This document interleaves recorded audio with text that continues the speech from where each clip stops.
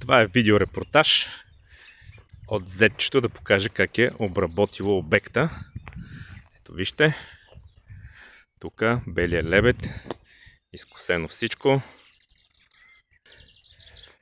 Тук продължаваме, ето вижте, от тази страна имаше висока трева и тя замина.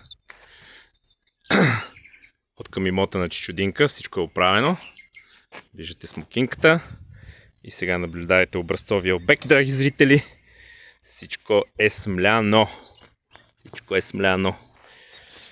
Това е националното богатство, мурсалския чай. И него сме го запазили.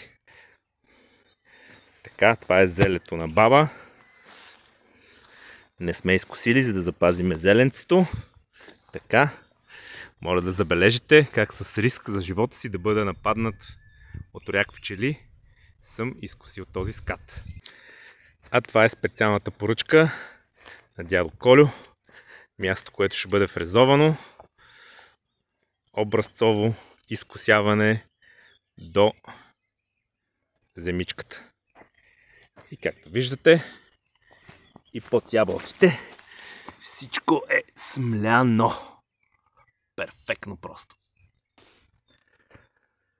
Та, скъпи възложители, Весел земеделец ЕООД направи още един перфектен обект за вас.